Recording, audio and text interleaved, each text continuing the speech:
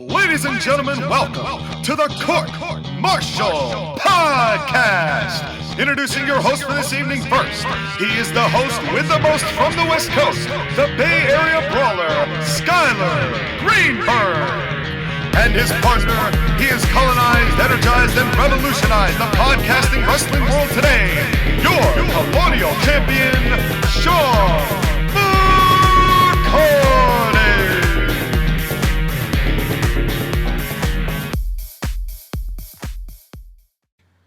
Welcome, everyone, to the first Court-Martail podcast of 2021. I am your colonial champion, Sean McCarty. You heard it in the new intro. We've got a plethora of things to talk about. And with me, with his name in the intro this time, the man of the hour, the man with the power, too sweet to be sour, the Bay Area brawler, the one, the only, Skyler Greenberg. Welcome, Mr. Co-host. Bartender, get me another fucking drink. Yeah, it's been a pretty wild week, hasn't it? Far beyond the world of pro wrestling, but we're gonna keep it to the world of pro wrestling for your entertainment. Even in the world of pro wrestling, it's nice to enjoy December 32nd of 2020. Yeah. This is definitely the DLC of 2020 that you have to pay an extra $60 for, and ends up being a whole lot less content than you thought there'd be. But they still charged you way overpriced dollars for it. But here we are nonetheless. And we're going to start with a brand new segment. And because we got a brand new segment, we got a brand new segue. Hit it!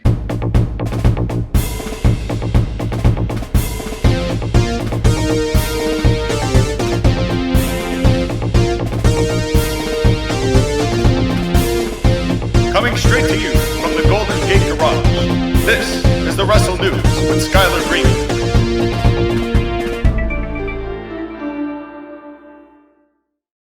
It is the newest segment to the Court-Martail podcast. It is the Bay Area Report with the Bay Area brawler, Skyler Greenberg, at your service. That's right. Wrestling news all across the pro wrestling world. What do you got for us today, Sky? So there's a lot of stuff that's happened, and I'm going to start in the Far East with New Japan Pro Wrestling. Okay. Now, have you heard about their new Wrestle Kingdom results? I have not, because I don't pay a whole lot of attention to New Japan. Sorry, Marks. Well, that's okay, because me and Joshua and 3 other people are going to enjoy this part. So, okay. And apparently those are the only people in America who watch New Japan, but that's an unpopular opinion. Oh, screw you. See? I told you it was unpopular. Yes, it was.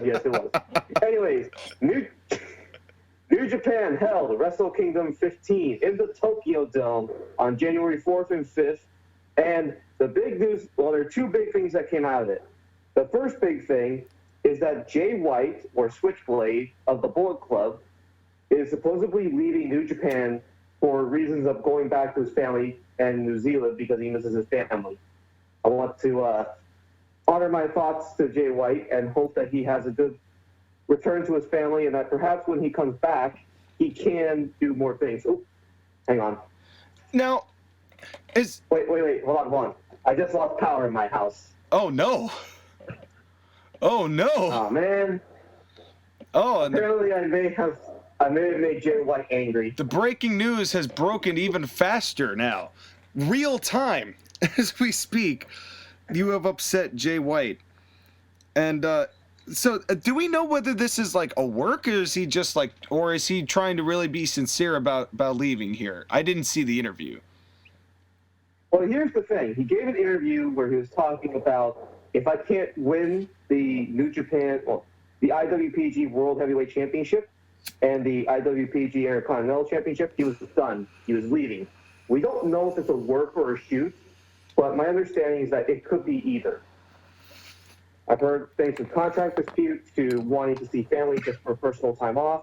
It could be either or. Well, I mean, it would make sense given that there is still a global pandemic going on that he would want to spend time with his family. It's hard to tell because New Japan does actually probably better than any other pro wrestling company out there. Does a really good job of keeping their cards close to their chest with stuff like this. it's Agreed. it's one of those things where it's like I wish that American wrestling would do that more, honestly, that they would with guys like that, they'd have the well it's a work or well it's not, and it's I mean it's a little hard because American dirt sheets are absolutely ruthless, and when they've got all of the little insider lackeys that they've got in WWE and AEW, it's hard to keep anything a secret nowadays. Wink, wink, nudge, nudge, Dave Meltzer. Wink, wink, nudge. Yeah. You should all take notes from The Mandalorian. If you want to talk about massive reveals that nobody knew were happening. Something to think about, folks. But speaking of Japan's favorite reporter, we have the main event of Wrestle Kingdom when Kota Ibushi defeated Naito for the IWPG Heavyweight Championship and the IWPG Intercontinental Championship on night 1, and then defended the title against Jay White on night 2. Okay. And on a personal note, I'm particularly happy for Kota Ibushi. He's one of my favorite Japanese wrestlers, and I'm so glad he finally reached the top of the mountain. Agreed. Kota, he's always put in really good work. I remember watching a New Japan match. I think it was Wrestle Kingdom 13 or 12. It was the one where it was either the opening match or it was like midway through, but Kota Ibushi and Cody Rhodes put on a bit of a clinic. I think that's 13, but I remember that match, and it was a really damn good match. What I remember the most about that match is Cody Rhodes doing the crossroads off the apron onto the outside, and Kota Ibushi hitting his head hard as a result of that. It looked absolutely devastating. I just want to point out that when you just said the word hard, the power just came back on. Hey, I'm not saying to connect the dots. All I'm saying is that there are dots in the vicinity that could potentially be connected. But apparently the force was so strong it powered my appliances in my house. Well, thank you, Cody Rhodes and Kota Ibushi. So the thing with Kota Ibushi too, it's like, could you imagine what would have happened if he had signed with WWE instead after the CWC? I don't think he would have done better than Shinsuke Nakamura. I think he would have done remarkably worse than Shinsuke Nakamura. Look what they did to Shinsuke Nakamura. Let alone... They did Nakamura dirty, and they probably would have done Kota Ibushi even more dirty. I have to imagine that he would have been on 205 Live and then just discarded with potentially having a decent match or two in NXT, but personally I feel like he'd end up getting the Kenta treatment. Yeah, that feels like it's going that way. But thankfully instead we got a double champion. However, what concerns me is that he may lose that championship to the belt collector himself, the cleaner, Kenny Omega, who does have a wrestling match against Rich Swann for the Impact World Championship coming up, I believe, in late January or early February. I'm not sure. It has to be early February because it's I know they're doing Impact is doing the Good Brothers and I think what is it, the Good Brothers and Omega versus Rich Swann and two other schlubs from Impact. I'm sorry, Impact. I know you're trying, but listen, people, we do not watch Impact for a reason, and the reason is that it sucks. But speaking of Impact, I have a little piece of news that I want to add because you just brought it up. One of the matches that they're going to have on, I think it's either going to be Hard to Kill on the 16th or the 17th. One of the matches they're going to have is Ethan Page versus the Karate Man, who is also Ethan Page. So in other words, haven't you ever wondered what it'd be like to see Cactus Jack fight Dude Love at the same time in an arena that is definitely not contrived and pre-taped? Wouldn't you love to see The Fiend? Wouldn't you love to see The Fiend, Bray Wyatt, just face against Bray Wyatt in a match that's definitely not going to be pre-taped and edited beforehand? No, actually, I would like to see that match because I think it'd be interesting how they pull it off. I don't want to spoil anything, but a potential 54-year-old comes in and spears both of them and wins the match, even though he's not in it. But we'll get. Okay. We will get to that 54-year-old in a few minutes. We'll get to that later on. But let's continue with the news. No. In a few minutes. But Kenny Omega is on his pursuit, and he did defend the AAA Mega Championship against Rey Fenix at a recent AAA show. He still has that belt? He still has that belt. What? And it's part of his gimmick of being a belt Wait a collector. second. That's Wait. Back the hell up. Wait, you're telling me, when did Kenny win that? What was that, like? He won it last year. No, he had to, what, at like, wasn't it 2019 he won that? I don't remember. I don't think he's defended it once since then. It was like October 2019 or something like that. Let me check if he still has that championship. I believe he does. Because if he does, then he's going through the Dean Ambrose U.S. title treatment. It's like, yeah, you've had the longest reigning championship and defended it twice. He's still the AAA Mega Championship. How? How is, I mean, a global pandemic's a good way to halt that, but still, like, how is that condoned? How is that allowed? Because AAA is a mess. Yet still, AAA functions, well, I guess AAA functions as a mess with crazier things, so I guess I shouldn't be that surprised. Remember when Jeff Jarrett just randomly showed up with a Mexican championship on Impact? Yeah. And then lost to Jeff Hardy 3 times in the same night for, like, no reason. And then left and formed GFW? Yeah, so at Heroes Immortals on 13th, on December 1st of 2019, he beat Phoenix for the title.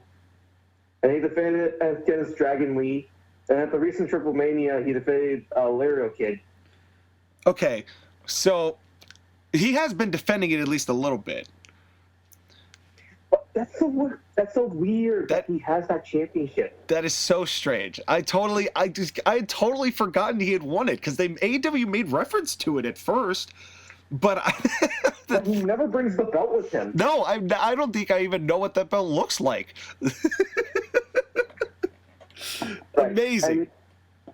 By the way, to answer your question, it was him and the Good Brothers versus Rich Swann and the Motor City Machine Guns. Oh, now I feel bad because I like the Motor City Machine Guns a lot.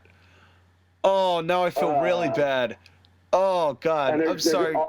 And those guys are all going to wrestle out Hard to Kill in January. Alex and Chris, I'm sorry. I'm sorry. I didn't mean to do that. Although that match is still going to be a spot fest. Because look who's involved. The Good Brothers will do fine. I mean, I shouldn't say that. Kenny Omega, it'll be fine. Those are both good teams. You all know but it feels weird that the biggest star in that match is Kenny Omega. It also feels weird that the 2 people that I don't like in that scenario are the 2 world champions in it. I never saw the appeal in Rich Swann. Even with his emotional "I'm teary, I'm retiring" promo, I just didn't believe it. He just doesn't do it for me. He's all right, but he just doesn't do it for me. And Kenny, it's kind of the same thing with Kenny. It's like he's good, but he sucks. But he's good, but he sucks at the same time. It's like I don't know how to describe it. It's just he's just a goof. It's like if you would take it seriously, we would like him a hell of a lot more. Well, the problem is it's not that he doesn't take it seriously. I think that he takes himself seriously. To the point where, like, it's almost like the Bret Hart that we don't want, because it's like he takes the head bobbing and the theatrics so seriously, because I truly believe Kenny Omega believes that is art, and he is an artist exuding his art. And I love that because it's such a great heel characteristic to have, because he's so committed to his own BS. But he's just a goof. He just looks like a goof doing it. I appreciate the dedication. His execution just could go a long way for me. But moving on, this is your segment, sir. 2021. Well, speaking of Kenny Omega and his friends, Marty Scurll is no longer part of Ring of Honor. Really? Now, the press release released yesterday said, well, okay, December 2021. Sorry. Let me try this again. You want to give that another shot, bro? I can't get it out because I can't with this guy. I've never seen the appeal of Marty Scurll. I've never seen the appeal. So what date was this that they released this statement? So it was January 5th, 2021. Okay. Marty Scurll and Ring of Honor announced they have agreed to mutually part ways. Now, he was given the opportunity to be the head booker of Ring of Honor in order to keep him around when AEW was being formed and it was possible that he was going to join them. Right, I remember that. And then the speaking out movement happened, and several women wrestlers, most notably Deonna Purrazzo, bring up allegations of his, well, unsavory behavior. Of Marty's? That's the best way I can put it. And I don't want to get into the details because the details are really nasty, but let me just say that it soured me on Marty, a guy I already didn't see the hype in, and now the fall from grace continues. So they're parting ways, but there's no indication that he is signed elsewhere, that he's done anything different with anyone else, because I wouldn't be surprised if he just randomly showed up in AEW. That's kind of what AEW does. Well, there's no indication that he is signing with AEW, but the fact that he is leaving Ring of Honor, one of the lowest companies that you could have a job for right now, sad to say, given where Ring of Honor used to be. Ring of Honor just doesn't have the talent pool it had. It's just, that's the big problem with it now. It's just they don't have the personnel necessary. I think they've lost a lot of what their luster was, just because they've kind of had some mismanaged finances and they were never really able to expand beyond the network that they had gotten. I think because they followed the trend of most other indie wrestling. I still believe the biggest sin that Ring of Honor had was letting Jim Cornette go, because ever since he left, it's been downhill because they could not replace the talent that they lost to WWE, and they've been making really, really bad managerial decisions ever since. Well, yeah, I mean it's been mismanaged. I mean, since Jim left, but I wouldn't necessarily put all of that on Jim either. I wouldn't say that Jim is the solitary reason for their success. You know, a lot of things happened at the right time in the right places that Jim helped facilitate. I'm not trying to take anything away from that. But, you know, you got to look at Steen. You know, you look at the talent pool that was there, that was cultivated with a lot of big names in Ring of Honor. It wasn't just Jim. But they've got the, they had Daniel Bryan with that feud with, you ever see that match with Daniel Bryan and Lance Storm? I know that was before Jim's time. That was a fantastic match. The battles with Steen and Generico, Tyler Black was there. Tyler Black, you know, they had the, who else was I thinking of? I just had the other big name Adam Cole and the rest of them.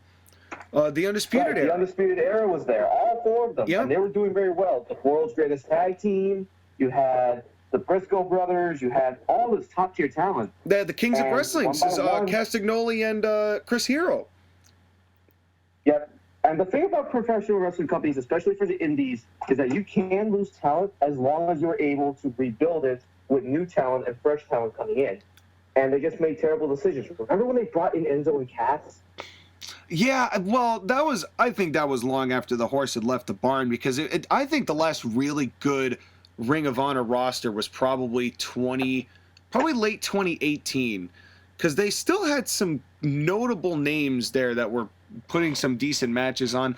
I mean, just till recently, Jeff Cobb was there, and he was showing a little bit more what he could do, and now he's doing his thing in New Japan, which is great. It's nice to see Jeff Cobb being used somewhere that's going to take him with some level of seriousness. But Ring of Honor, they were able to cycle talent. I just don't think that they are they're just not a hot spot anymore the way they used to be. Sadly, they're not.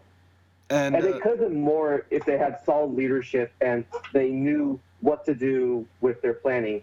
Well, it goes the way of professional wrestling companies. Well, and Ring of Honor, I mean, to their credit, though, when this pandemic started, they're like, nah, we're going to pay everybody still.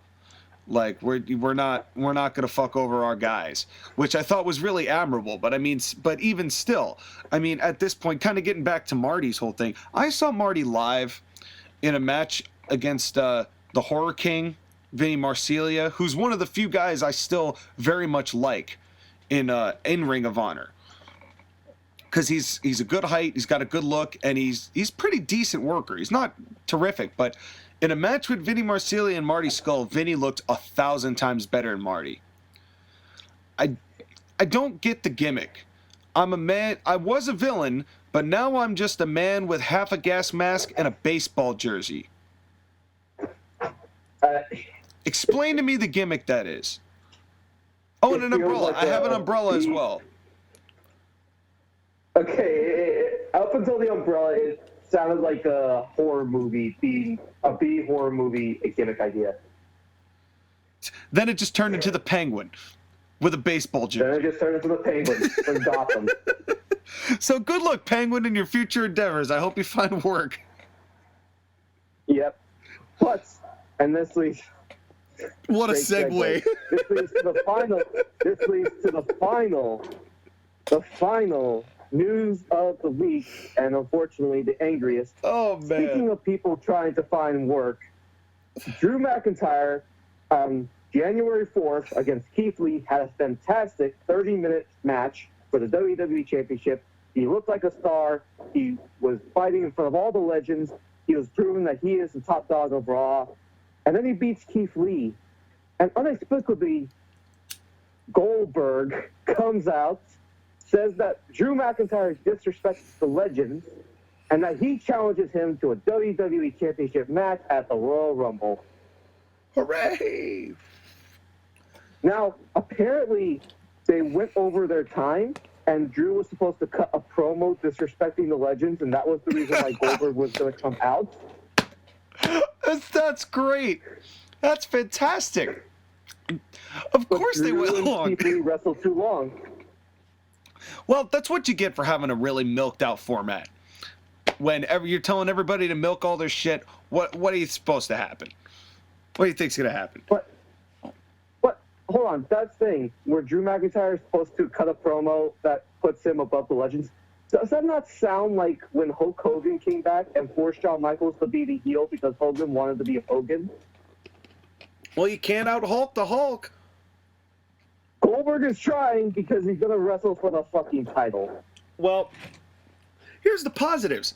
He's not going to win the Rumble. He may just win he's skipping the Rumble and just may win the championship outright. I was real afraid that he was going to win the Rumble. You want to talk about turn everybody away? I mean, but what the craziest thing about this? I mean, there's no avoiding this topic. I mean, it blew up the second that it happened. I have yet to see a single individual and usually there are some WWE loyalists out there. Not a single individual wants to see this happen. And the way this segment ended, with Goldberg pushing Drew McIntyre down and standing over the WWE champion. This is despite the fact that Drew McIntyre is 3 inches taller than Goldberg and is in much better shape. Well, I pray for Drew's safety. That's pretty much... Not Goldberg's safety, not the 54-year-old, but we're concerned for the 35-year-old safety because... Well, because the 35-year-old can work. And always could work. But we'll get to that later. We're gonna do a little bit more with Goldberg later, but it's like they don't get it. It's gonna take an actual major WWE financial catastrophe for Vince to see the writing on the wall. I think it's gonna take AEW beating WWE in ratings for them to be okay. I am convinced that Vince McMahon has lost his goddamn mind. He's never going to change his mind, and he cannot stop sucking that giant Jewish cock. It's either that or he's just deliberately tanking the company just to get as much money out of it as possible before he destroys it. Because if I can't have it, no one can. Fuck you, Triple H. I'm the only one that can run WWE. And to prove it, I'm going to destroy my own company. I could see it, though. No, but the truth of the matter is the whole family'd run. You'd see Triple H be gone, Steph be gone, Shane be gone. The whole family just get up and leave. Watch Triple H start his own wrestling company. Just don't hire Bruce Pritchard, please. or John Laurinaitis, No. or you know what? And I'm gonna throw this name into the hat too, just because I've gotten really sick of him. A, on Twitter, and B, just because he's been on a booking and the booking's been dog awful, and I mean that as a pun. No more Broad Dog. I'm done with Brian. I'm done with Brian James. Agreed. He's taken NXT and he's kind of ruined it. Yeah, and it's so with that in mind, I would like to end my first Wrestle News report. Thank you, everybody. And one last final mention: the Iron Sheik handed out an apology and tried to make up with Hulk Hogan. Lord help us all. We have officially reached a new hell. Yeah, now we're, but that's really the only, that's like the one little speck of the DLC of 2020 that you actually enjoy is the Sheik. And then it's like the one piece that everybody buys the DLC for with a whole bunch of filler. Anyway, but speaking of a whole bunch of filler, what a great segue that is.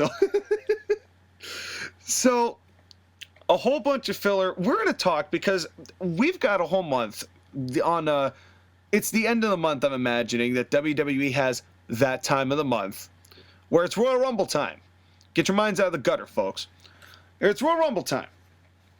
And because we're going to be doing a bunch of different various projects that we've already got cooking up, including a Royal Rumble review, we are going to be doing a bunch of other things at this moment. So I figured that at this time we would start kick off the year of 2021 talking about what we like about the Royal Rumble, what we dislike about the Royal Rumble. We've got what, 32 of these now? 32, 30, 30, what 2021, 33. I think 33 is going to be this upcoming order, in the 33rd Royal Rumble. And no. Yes. Yes, it's 33 Royal 33rd. Rumbles. So we've had a lot of them. I'm pretty sure I've watched all of them at this point. I've seen every single Royal Rumble from start to finish, at least once in my lifetime. So the concept itself, created by Pat Patterson in 1988, only had 20 individuals to start in the very first Royal Rumble, then bumped it up to 30 in 89. Some notable differences. Usually it would be 90 seconds, but there were some other times that was changed. In 1995, I think it was, they changed it to only 60 seconds in between, making it the shortest Rumble on record. And then I believe it was either 94 or 93, somewhere around there. There was another one where it was 2 minutes in between, and it ended up taking a while. But I may not be thinking that right. There was, up until the 50-man Royal Rumble, which we'll talk about in a second, which I don't count as canon, by the way. You want to talk about DLC? I don't count the Saudi Arabia Rumble as canon. There have only been There have only been 2 Rumbles that have had more than 30 participants. One was in 2011, and one was in, of course, the 50-man Rumble, the DLC Rumble in Saudi Arabia that they had. So the anime Rumble. Yes, the Titus O'Neil Rumble. Because that was the only thing that was anything worth coming out of that. Was Titus O'Neil. So what do you think about the concept in general? Is it stale? Does it need revising? And just your thoughts on the Rumbles. What Rumbles did you like? What ones did you not? So I'm not going to lie. The Royal Rumble is my favorite gimmick match, maybe in wrestling. Agreed.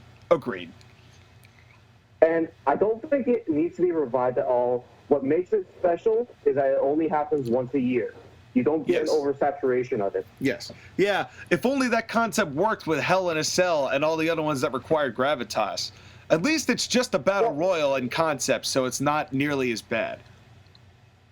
And what helps it is that the prize of the Royal Rumble match itself is what has kept it alive. Now, granted, it has been cheapened some years with the winner supposedly main eventing WrestleMania, not actually main eventing WrestleMania. Yep. We get that a lot. Triple H has got to be at the end of the show, man. Either Triple H or Undertaker or Shawn Michaels. Yeah, if only Undertaker and Shawn Michaels had invented that one with Triple H, but we'll get to that in a minute. But anyways, I love the concept of the Royal Rumble. Particularly, I love it when it gets really filled up and the bodies are just crashing and everything's happening on screen at the same time. Yeah, I mean, it's probably the one time that Pandemonium is really palatable. Well, I shouldn't say the only time, but it's one of the few times that it's like the controlled chaos works in its favor. But it's interesting because there have been certain situations where it hasn't really filled up for a long time, and it's ended up being beneficial on that one. I think of Steve Austin in 1998, I believe, where he was just throwing people out and just sitting there and looking at his watch, and then the next guy'd come in, and then he'd throw that guy out and sit out and look at his watch. And he was so over that everybody loved it. And then there was the one that happened last year in 2020 when Brock Lesnar murdered half the field. Which also ended up being really good. Because they threw a lot of references in it. I mean, at first it didn't feel that way because you honestly thought maybe they will just have Brock win this whole thing after all. But then they did what they did with Drew, which was fantastic. I mean, probably the best booking WWE's done in the past 4 or 5 years of anybody in any one moment. I will say this. Before the Royal Rumble match, I was not hot on Drew McIntyre whatsoever. I did not see the hype. I did not see anything. All I saw was a guy who failed the first time and was just floundering. That match alone made him a star, and the subsequent feud with Brock is what makes him the champion that he is today. Agreed. No, agreed. That was one of the few things that WWE did almost right in 2020. I won't give him full credit for it, a la Randy Orton winning the championship and now him facing Goldberg, but if they wanted to do that title, they should have had it where Randy won at SummerSlam and then Drew had to get the title back and he won it in Hell in a Cell. It would have almost made more sense for Orton to have won via the backslide that Orton did, or that McIntyre did. But yeah, that would have been great, and it would have given a reason for why their matches had to escalate. And it would have also been a surprise. People would have been pissed. And, well, they would have been pissed, but you and me also would have been like, you know what? Randy Orton's had such a great year with work. He deserves a run with the title, even if it was... Yeah, amazing how we felt at the time. And then he started murdering people. And the rest is history. By the way, they apparently executives at USA Network told WWE that, hey, we do not condone murder. You better retcon that, and they did. So Alexa Bliss was not set on fire. Yeah, Randy Orton kid that he only thought about it. Yeah, of course. Oh, well, that makes it okay. That's cool. No, it doesn't. No, it doesn't. But speaking of Randy Orton, I do have to say, Orton is one of my favorite Rumble participants, even though I didn't really care for either of the ones he won. Because Orton always was in a pretty prominent position, and it always felt like his entrance in the Rumble meant something. I think back to 2005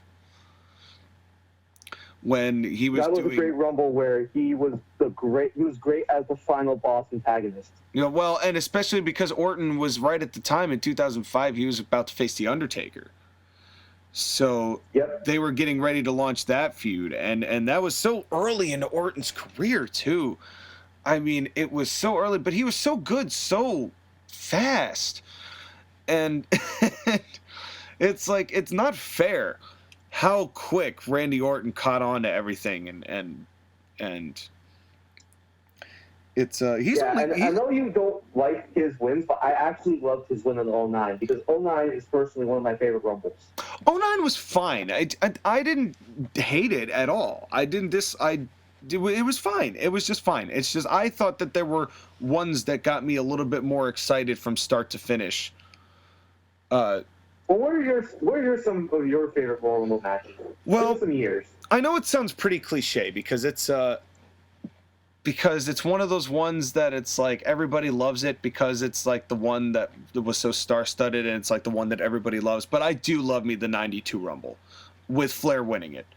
The 92 Rumble was great, and it was the first it was when the WWE title was vacant, so there was the title directly itself on the line. Yeah, which was a new thing. And, I didn't hate when they replicate or tried to replicate that when they did the Roman Reigns 1 vs. all, because the absurdity of Triple H winning the WWE Championship at that stage of his career was laughable.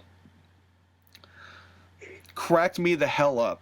It was, but no, 92, it just had everything. It had the tightest cast of guys in it, the best gimmick. The only thing I wish was that I wish that Hogan didn't have to do the stuff with Sid. I mean, why does Hogan always have to be the guy whose everybody's eyes are on? Why? I just answered my own question. But I mean, yeah. But actually, going 6 years later, I love the 98 Rumble that Austin won. 98 Rumble was good. I really thought that... I'll tell you one that I didn't like. I did not like the 2001 Rumble. As much as everybody loves that, the hardcore Rumble, I didn't care for it. Because it felt... It didn't need the hardcore. And because Kane should have won it. Sorry. Here's the thing. It didn't need the hardcore. It also didn't need the part where Kane took out Rock, and then Austin comes out, and as Austin comes out, Triple H beats him up. That took the crowd out 1-2, and they didn't wake up for another 20 minutes. Yeah. It was. It didn't do it for me. But the one I did like was 2002. I love the 2002 Rumble. I mean, there is so much to glean from that. The return of Goldust, which did not get the pop it deserved. Goldust coming back. Rikishi coming back to start out. This was the longest Rumble on record until I believe it was 2000. I want to say 2011 when they did the 40-man Rumble. Are you not counting the greatest Royal Rumble? Well, then that's what now holds the all-around longest Rumble title. But at the time, the record would not be broken until 2011 for the longest Rumble. But 2002 had so many great things. I got a dream match in Kurt Angle and Mr. Perfect going at it. The crowd popped for Mr. Perfect. There was tons of returns. Maven drop kicking The Undertaker, and The Undertaker beating the holy hell out of him. And then what was even better than that was Scotty 2 Hotty right after that happened, bouncing down the ring, and Undertaker just pissed off, just pops him right hand, and Scotty does like a backflip bump. That was the funniest thing. Also, wasn't that the Rumble that the Hurricane tried to chokeslam both Stone Cold and Triple H, and they were looking at like, what the hell? Yes, and that was fantastic too. I love how much attention they gave Gregory Helms and Shane Helms with the Hurricane. I love how much they actually nurtured that and made that into something. And props to Shane for making it work too. But that I love. That Rumble got it all. It's got the best group. I would say 92, 2002 are my top 2 Rumbles, interchangeably so. But I think my all-time favorite Rumble has to be 08 with a nod to 07, because both of those Rumbles are forever connected because of Shawn Michaels and The Undertaker. 07 was fantastic because Shawn Michaels and The Undertaker just decided, all right, you ready to start the match after everybody had been eliminated? And it's like every all 28 of you just leave. Let's let the 2 guys go. Yeah, that was absolutely ridiculous. And 2008, the return of John Cena, and arguably the biggest pop he ever got. It was the biggest. Well, it was the biggest unilateral cheer that John ever got. I think he got bigger pops, but they were so split or just boos. Yeah, and then immediately a minute after, they started booing him again. Yep. And yeah, that was, well, because it was ridiculous, because he was supposed to be out. They had like said at first, it was like, I'll be out for like 8 months to a year, and then 3.5 months later, hey, look who's here. But it's but it was a good Rumble. Wrestling fans never change. It was a good Rumble, and they had that was another one. I thought that 08 had some of the best celebrity pops in, or the best returns, because of course something with the Rumble is the old wrestlers coming back, and then they always have some dumb celebrity deal. But that's always been one of my favorite things with the Rumble, is adding the old ones that come back, and that one had Piper and Snuka, like one after another, which was ridiculous. And say what you want about Snuka at the time, Piper's pop was massive. The only thing bigger than Piper's pop was his belly. Yeah, poor guy. He'd been through a lot. But that leads me to another question. We have the 2021 Royal Rumble, and I honestly don't know who's going to win either one. Well, let's back up before we talk about who's going to win what. Let's talk about the addition now, because something that's changed in the past 3 years is instead of the Royal Rumble being a one-match Rumble, we now have 2 Royal Rumbles on the show. And that has definitely affected the way that the show has behaved and the tone and how it feels. I understand how you feel. It was one thing when it was just one Royal Rumble match, and you had the one match to look forward to, but now you get a doubleheader. And I think the years that it's happened, the crowd has gotten tired. Yeah, it's just that's the only thing that concerns me is, like, as with anything, you even said it before, Sky, one of the best things about the Rumble is that it only happens once a year, but if you start adding multiple Rumbles into that once a year, I just am afraid that if we look at 5-10 years down the line, I don't want the Rumble to become what Survivor Series has. Agreed, especially in 2018 when they not only had the male and the female, but they had the greatest Royal Rumble. That's 3 Rumbles in a 5-month span. Yeah, and you know they're gonna go back to Saudi Arabia once they're allowed to. There's no debate about that. They're gonna go back to Saudi Arabia, so I'm sure they're gonna do another Rumble there. I don't think they'll ever have the guts to do like a cruiserweight Rumble, but I wouldn't be surprised if, NXT ended up getting its own Rumble.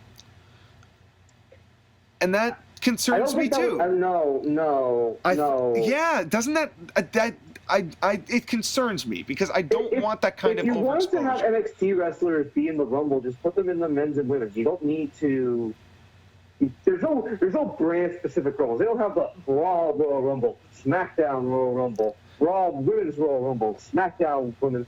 I know, but but for some reason they always keep NXT as like the redheaded stepchild, even though they insist that they're all equal brands with equal footing.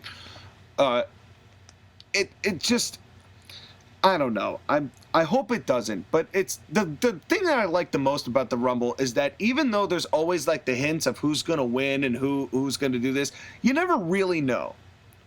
And that's what makes it so exciting. I mean, it even felt like Edge had the opportunity last year, which was probably one of the biggest pops. Edge has received probably the 2 biggest Rumble return pops of anyone in history. It's just too bad that his 2011 win went into a really stinker feud of a Chris Jericho match. Yeah, and it's so weird. That's still weird to me. Because you'd think those 2 would have knocked it out of the park. But I think the issue is just that year that Edge won it. It was actually, sorry, it was 2010. My bad. But the problem with that year's WrestleMania is that it was so stacked. Yeah, it was. It was a big card. Undertaker and Shawn Michaels had the retirement versus career match. No, that was 2010. Oh no, 2010. This was 2010. I'm sorry. Yeah. That's why when I said 2011, I confused myself. My apologies. But you had Undertaker versus Shawn Michaels, and no one was going to top that. You had John Cena versus Batista. You had Triple H doing Triple H things. You have Randy Orton doing Randy Orton things. To be fair, that legacy triple threat I very much enjoyed. It was a good, yeah. I just wish Cody'd won it. Or, one of the 2 legacy guys instead of Randy Orton being like, bitch, I'm Randy Orton. Because that's pretty much all that happened. I know. Right. And also that weird match between Bret Hart and Mr. McMahon. Oh, God. Right. That. Was that the Mania? Was that the Mania that Snooki was in, or was that 2011? No, that was not the Mania that Snooki was in. I think it was the following year. I think it was 20. Yeah, that had to have been 27 because that everything on that. You want to talk about an underwhelming show. We went from a good WrestleMania 26 to 27 to a dumpster WrestleMania. And you know, that was really, I think that WrestleMania was the turning point with WWE, where a lot of even diehard fans started to be like, you know what? I don't know if I'm liking this anymore. I remember Joshua always and forever hating that WrestleMania because of the matches that were on it. Well, and I'll wrap this topic up because I'm excited for these two Rumbles because I haven't gotten tired of it. I like the Women's Rumble. I just think they're running out of women's people to put in. But now that NXT is a little bit more off the ground, that should be a little more alleviated. It's gonna be weird this year though, because the Thunderdome is not gonna cut it. And Kevin Dunn is not going to be able to replicate the pops necessary for these people. These are going to be weird-ass Rumbles. Weird-ass Rumbles with no people, and if only they had saved the Brock Lesnar squashes everyone Rumble for this year, then they would follow proper social distancing. I know. This is going to be it's going to be a weird Rumble. Two very odd Rumbles, but it's a great concept.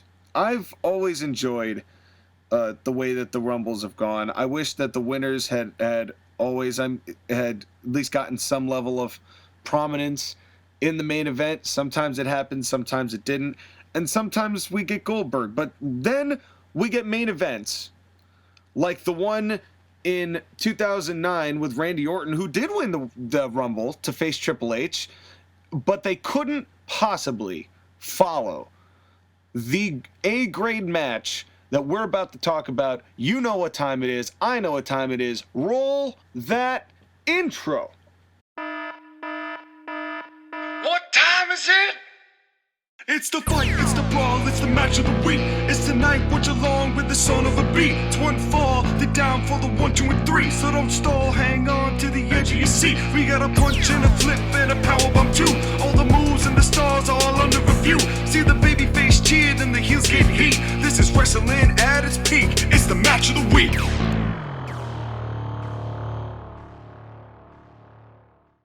That's right, ladies and gentlemen, it is the first match of the week of the year. If you want to check out the live stream where I react to this video of these two going at it, you can find that on the Court-Martail podcast channel. Don't forget to like, share, subscribe, tombstone that bell button. You've heard it all before, not just from me, but from literally every YouTuber on the face of this earth. And so, we're going to start off 2021 with an absolute classic. What many consider to be WWE's crowning achievement. A crown jewel, if you will, even though it didn't feature the greatest wrestler in the world, Shane Kenneth McMahon. Shawn Michaels versus The Undertaker. I say number one, but their first WrestleMania confrontation. Shawn Michaels versus The Undertaker. Sky, what did you think? I'm so angry at you that you decided to stream when you knew I could not join you for this. This was the only time you had to record. I would have gladly done it if you had been available on a Tuesday. I'm in agreement with you. This is arguably the greatest match that WWE has ever had at WrestleMania. Yeah. This match, I know Undertaker's streak was legendary before, but this match, along with its counterpart 26, are what cemented the streak as being the crown jewel of WrestleMania up until they ruined it. Well, it's interesting to me, and I think about this a lot. It's like where the streak was really where the streak really started being recognized. I personally think that it began with Flair in 2002, because that was 10 wins, and that was when JR said he's won 10 of them and he hasn't lost. What do you know? And then all of a sudden that started becoming a thing where the streak then had to be broken, but it didn't become the the match of WrestleMania, the one to watch, the one to get WrestleMania 4 until this match with Shawn Michaels. And to be clear, there have been other great matches before, like the one against Batista or the one against Edge. I remember both of those matches, and they were both great matches. Yeah, and The Undertaker, save for that 1-on-2 match with A-Train and Mark Henry, or I'm sorry, A-Train and the Big Show, that they found that Nathan Jones was greener than a balsam, so they kicked him off WrestleMania.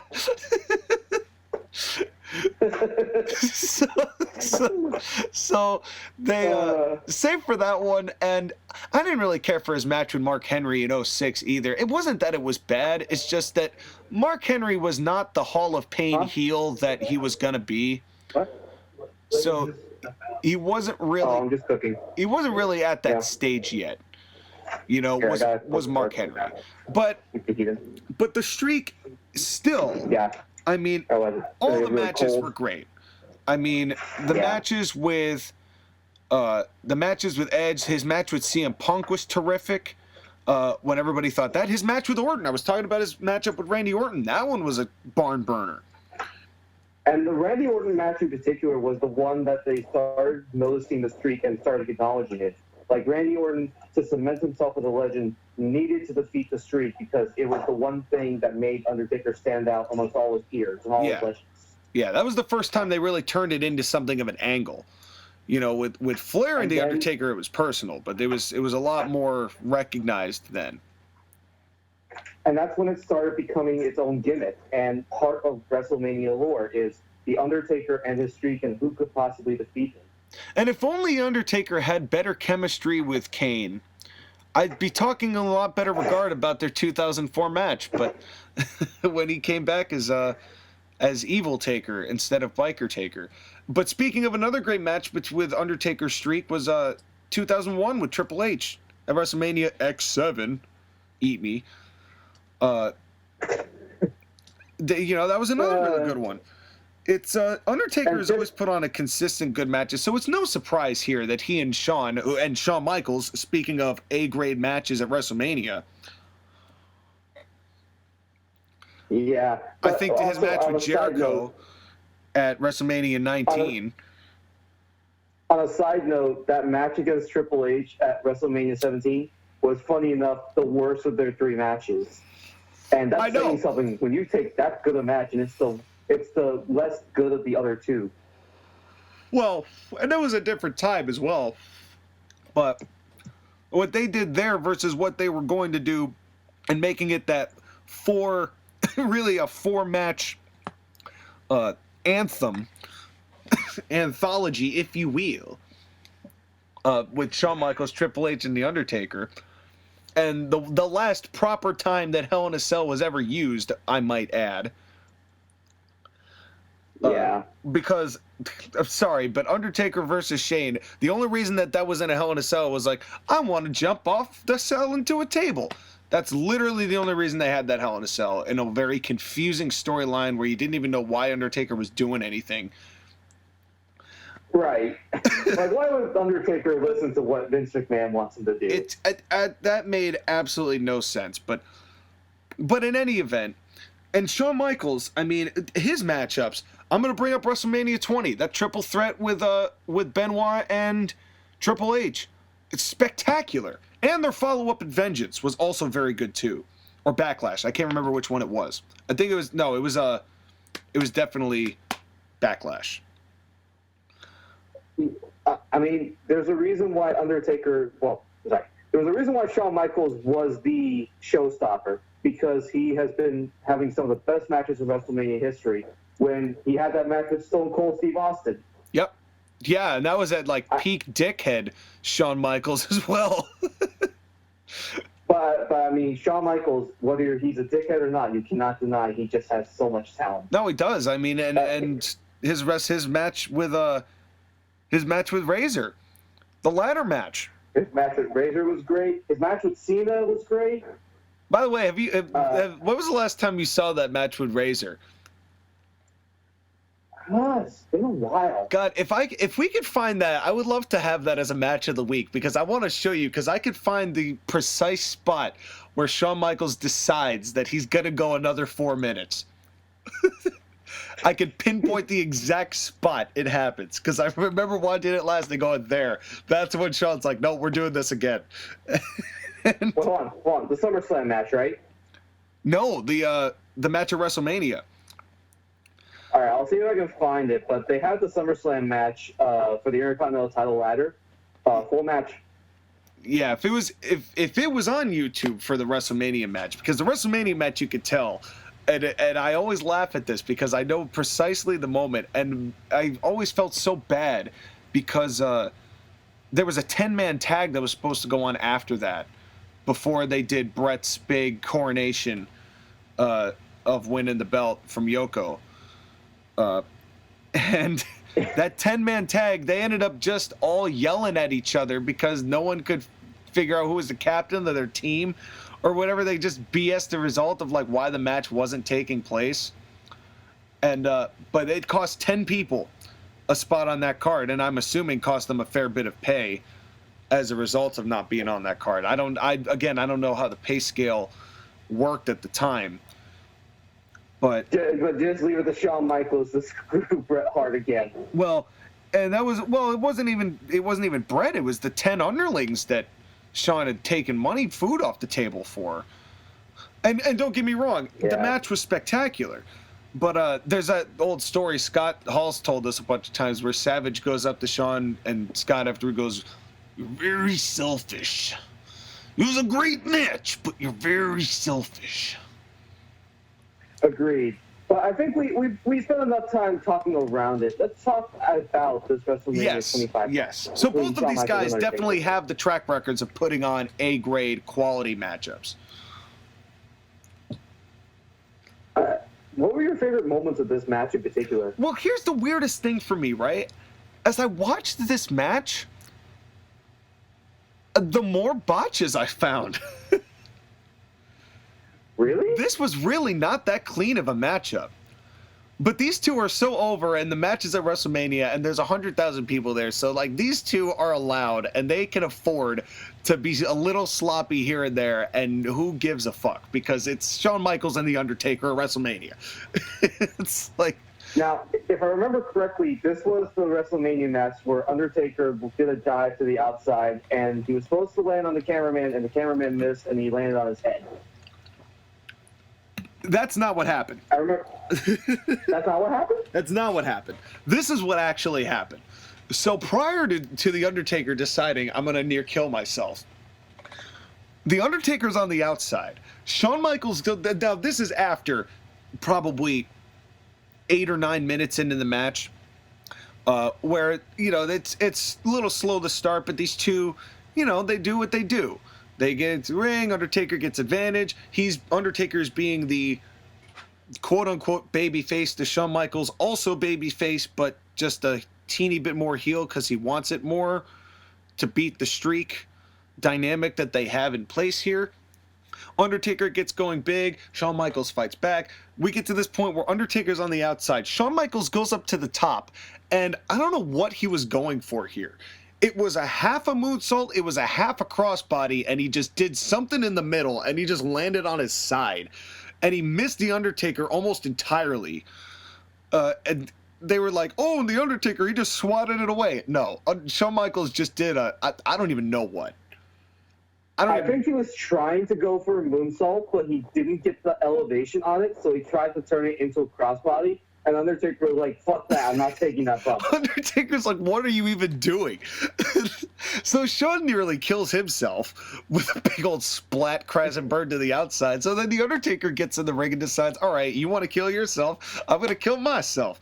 So No. But here's the thing. Undertaker, after this spot, he sits down and he looks at Shawn and he's like, crazy motherfucker. Yeah, he's like, he's like, what the hell was that? And he gets back into the ring, and then The Undertaker, he goes to hit his thing from the ropes. He gets those ropes, and he goes for this dive. Not only does Shawn Michaels pushes the referee for, like, no reason, by the way, Shawn could have just used the referee for the spot, but just decides to shove the referee because, hey, I'm Shawn Michaels. Then takes the camera guy and kind of like pushes him, like tugs on his shirt to pull him forward. The guy doesn't even know what to do. He stands like, takes one step forward, and the Undertaker just lands like 6 inches in front of the guy. And the guy just like takes a Jinder Mahal at Saudi bump. And Undertaker, if he did not rotate that last quarter inch, he would have landed straight on his head. And well, here's the craziest part, right? Because like they do a camera shot close up, like a medium close up to the mat. You could see the indentation where Undertaker's head landed. It's, oh man, it's brutal. And then they I know. They come back into the ring, and the funniest thing about this, they replayed that dive what 15 times. I'm going to be honest with you. At that point, I thought that Undertaker and Shawn had both blown up, and they needed a couple of minutes in order to get some energy. Well, it's not that isn't possible, but I mean, they were going to go another 15, 20 minutes. But these guys, I mean, I guess they were a little bit higher up in age, but you look at how long The Undertaker went past these points, which I think that, can you really name a better Undertaker match after this point, after this in 2010?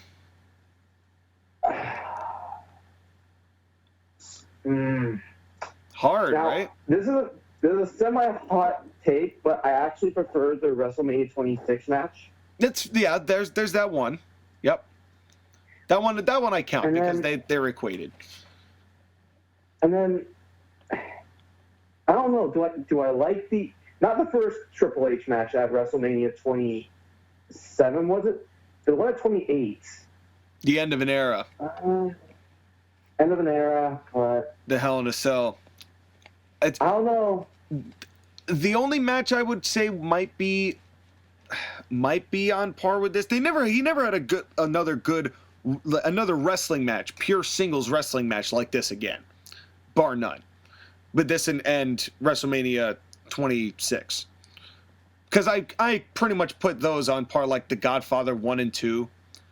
It's like they're both absolutely spectacular. So The match with CM Punk at 29. okay, It's you a can good make the match. case. You can make the case. I think you can make the case. But it's been so long since I've watched that match. I need to rewatch it. Yeah, I haven't seen that match in a while either. But you can make the case for that. I would also say that maybe his 2015 Hell in a Cell with Brock was pretty good, even if the story around it was not. But I mean, really, yeah, I wouldn't even put that in the same conversation, because we're talking a gimmick match versus like just a pure wrestling match. right. I would think the only thing that comes close would be Undertaker versus CM Punk.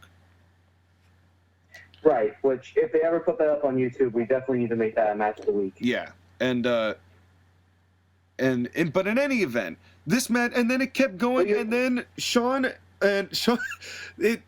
there was a bunch of false finishes. The choke slams were big, hitting the tombstone and Shawn kicking out. The meme face. How could you forget the meme face?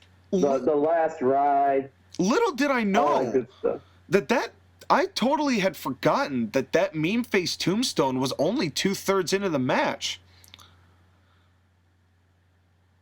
They were still planning on going another 6 minutes. I know. And But also, is it me or just like this match went way too long? It just. I think we're just conditioned now by WWE's format to I just don't care for long matches anymore. It's just I've kind of been trained out of it. But these two are so good that I didn't get bored watching this at all. I mean, yeah, but at the same time, this felt like a match that they could have trimmed down. And there's a lot of.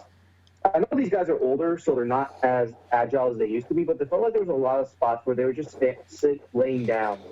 Well, it's also, well, I would rather them just sit and lay down and start selling. I would rather people, that's just another one of WWE's milking format. I even made a comment on it. I wrote it down. It's just WWE presentation. Everything is either 100 miles an hour or slower than Grandma on the freeway. There's no middle ground. And this is one of those Grandma on the freeway types of deals. But Shawn and The Undertaker are so good that, like, I didn't get bored at all in this half an hour, the way that I get bored with half-an-hour matches now. You're right, even though there are spots in this match where you are right. There were a lot more botches in this match than I remember. That DDT. 25-minute. That DDT, I was just about to say it.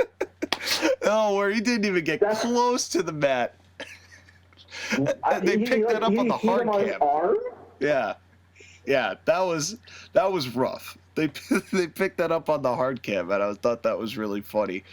But it was. Maybe this is why Vince, not Vince Russo.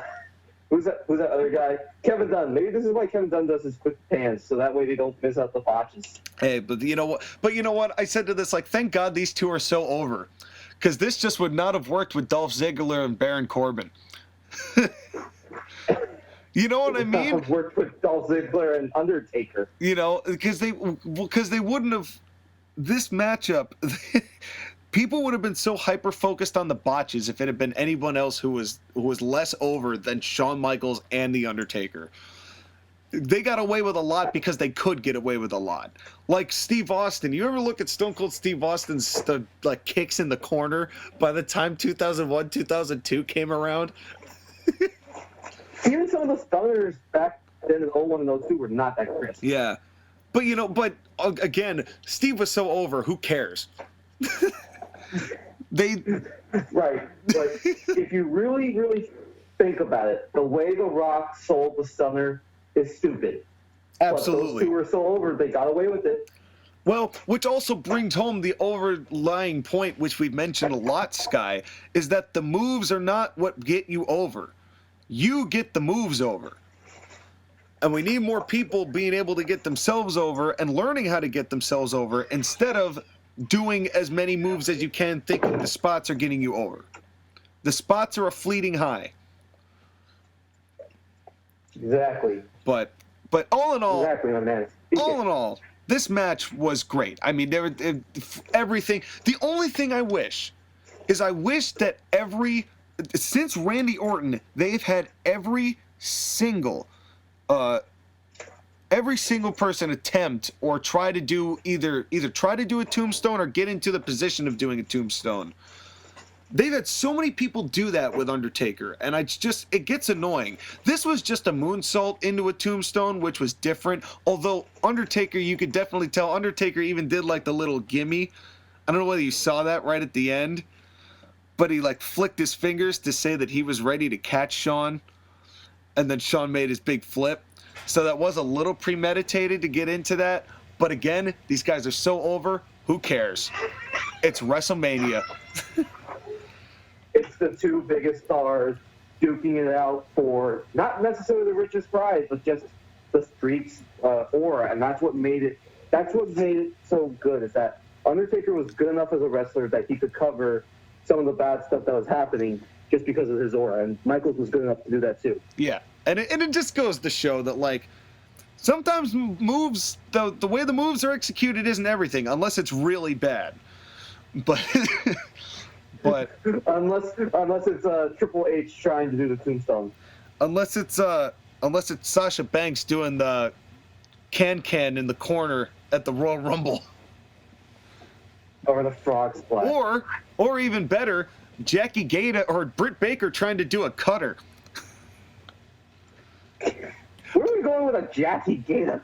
Oh, the Jackie Gata. Oh, Jackie Gata. The match, the Chris Nowinski and Jackie Gata versus Bradshaw and Trish Stratus match.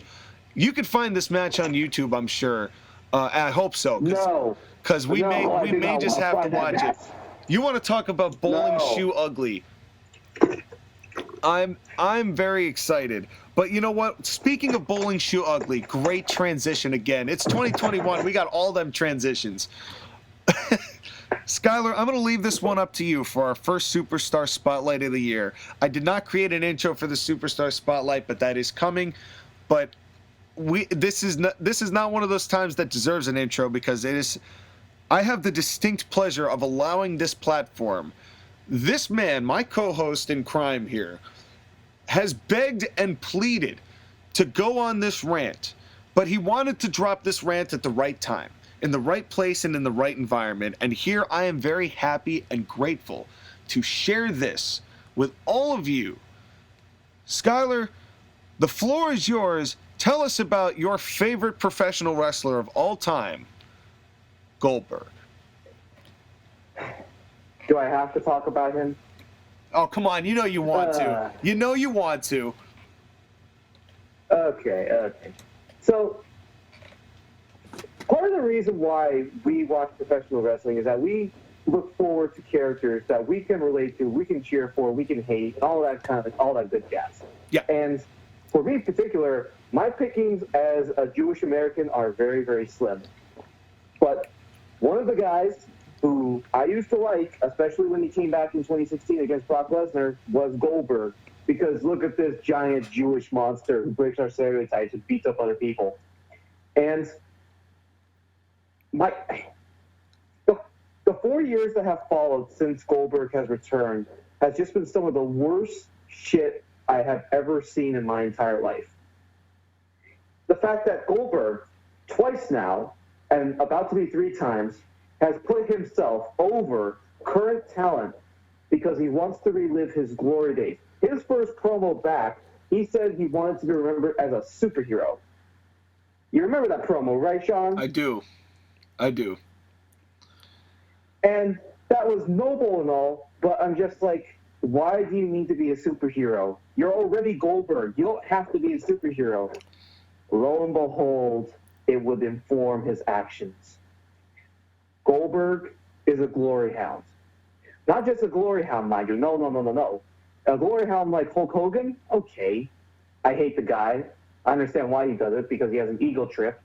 But at least with Hulk Hogan, I've never gotten the word that he's hurt people.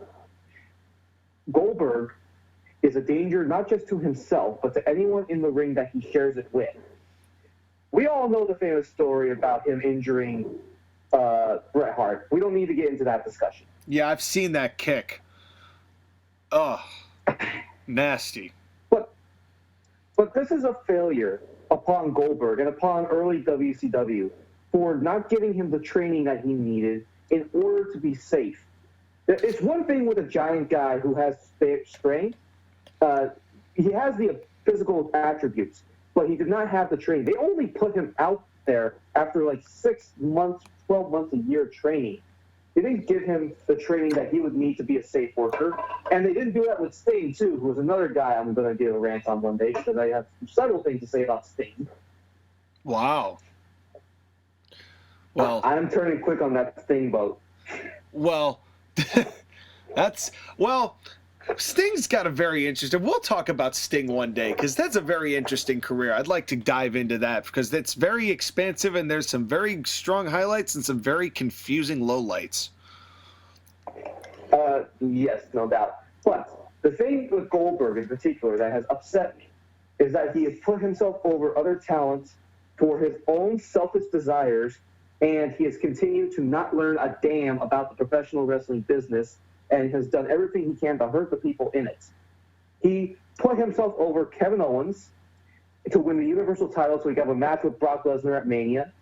And then he did the same thing with The Fiend, and he refused. He absolutely refused to lose to The Fiend because he felt it would hurt his superhero persona. Brother, let me tell you something. You ain't a goddamn superhero. You're a professional wrestler. You're going to lose. Everyone does. Father Time is undefeated, my friends.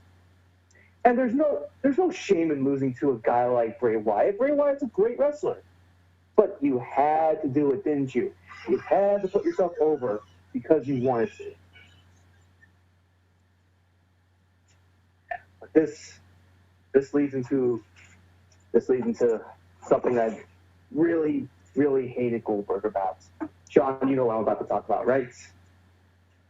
I do, but you need to enlighten the audience. I do have several notes I want to say before you start, though, before you get into this. Because allow me just real quickly to play devil's advocate. I am not in any way going to defend Goldberg, right? I'm not his defense attorney. I'm not I haven't even passed the bar.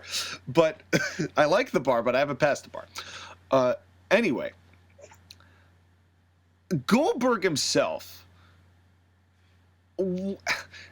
Goldberg is so weird to me because if you see interviews with him prior to his return, he didn't want anything to do with wrestling. He didn't care at all, and then he came back in 2016 only because he's like, I want my kids to see that I what I used to do, why I've got all this money. And I was like, okay, cool. His match with Brock Lesnar, his first one that we watched for the match of the week, still pretty stunning, that was a huge moment. It was one of those few things that WWE, they knew how to book it. And even their match at WrestleMania that following year was downright passable. It was downright passable, might I say even halfway decent. But the problem is, I don't think it's Goldberg demanding that Vince give him things.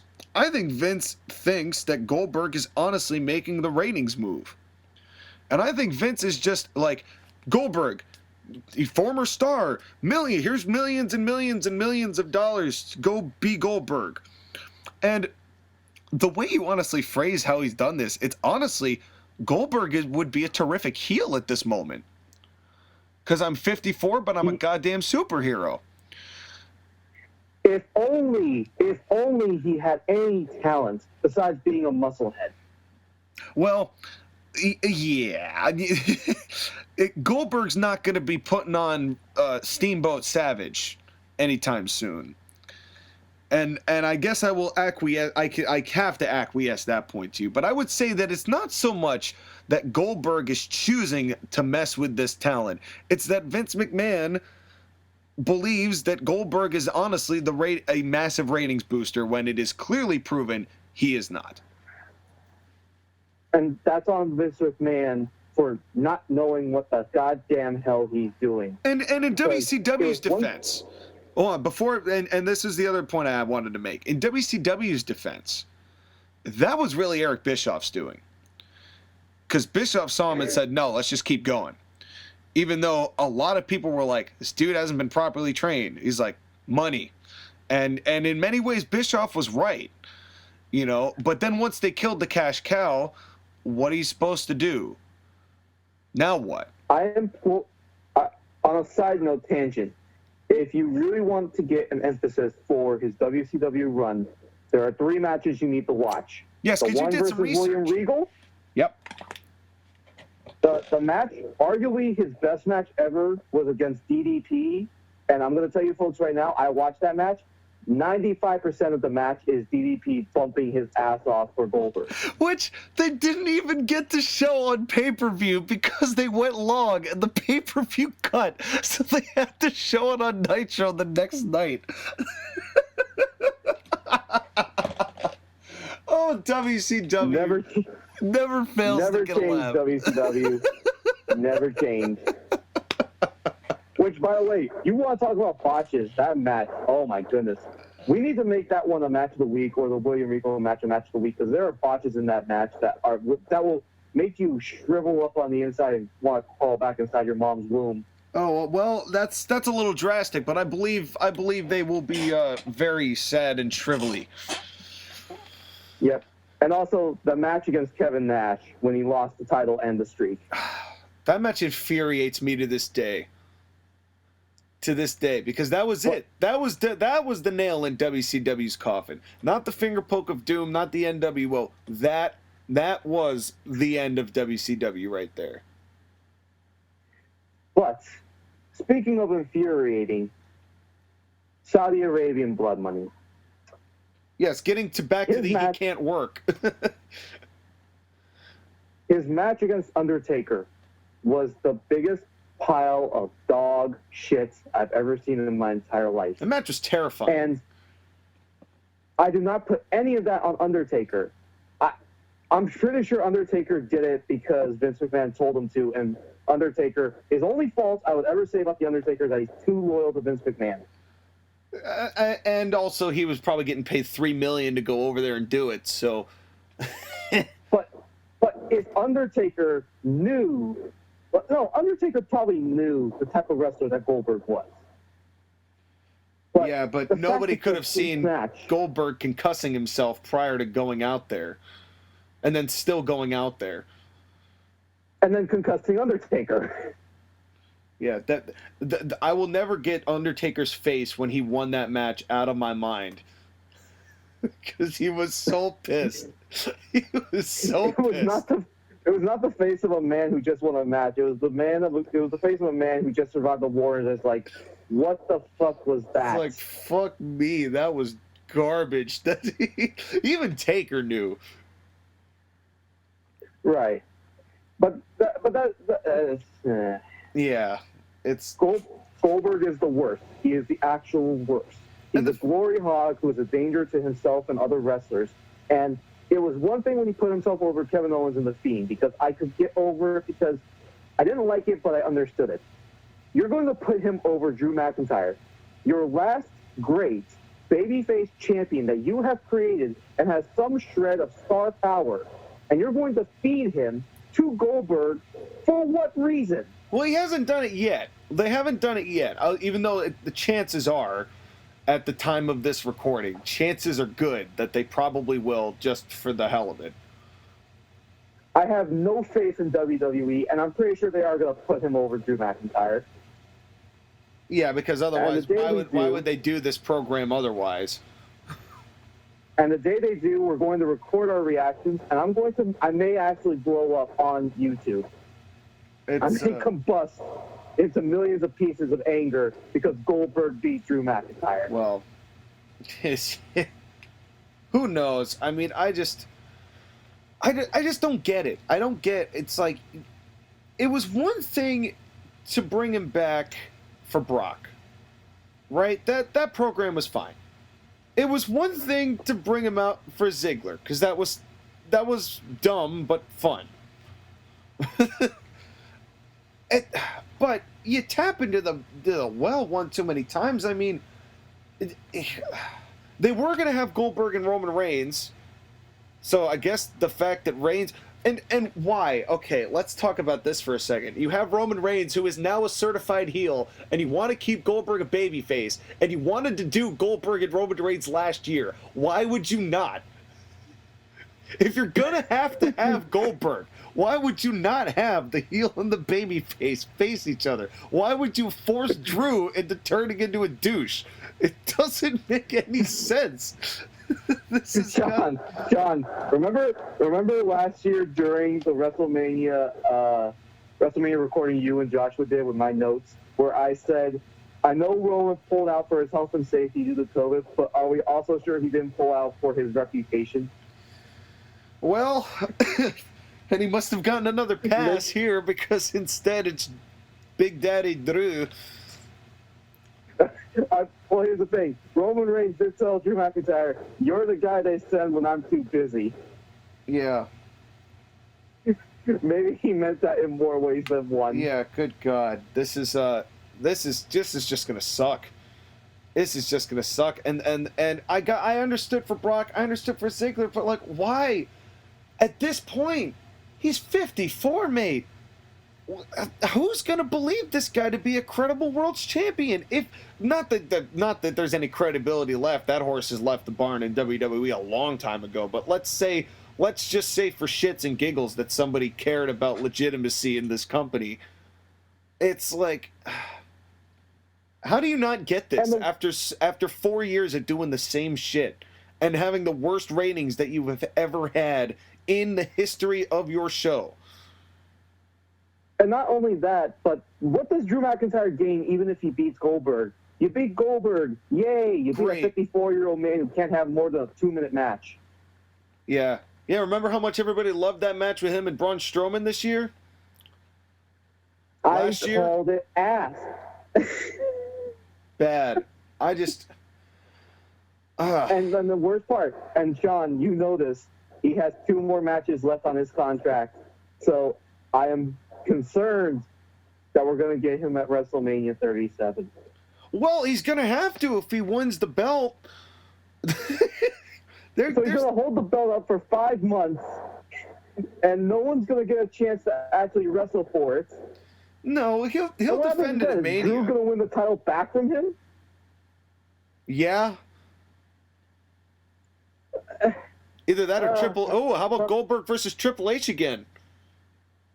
Oh my God! Come on, make it happen. Triple H just said, you know what? Let's get Goldberg versus Shawn Michaels.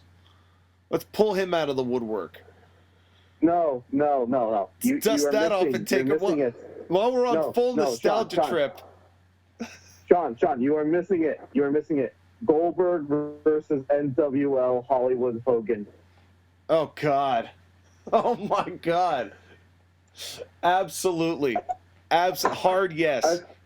Hard yes. I think we have to end the show. Yeah. Before this gets any worse, 2021, ladies and gentlemen, it's going to be full of ups and downs. But this has been a hell of a podcast, and as Skyler, as always, great show, my man. We'll see you next week. Thank you. I guess. On that note, we'll start my drinking early tonight. Yes, and you can make the comparison of, you know what, never mind. It's time to take our first commercial break. And when we come back, we got a full new live stream. We got a great new match of the week coming up. And we will see you next time, folks, right after these commercial messages.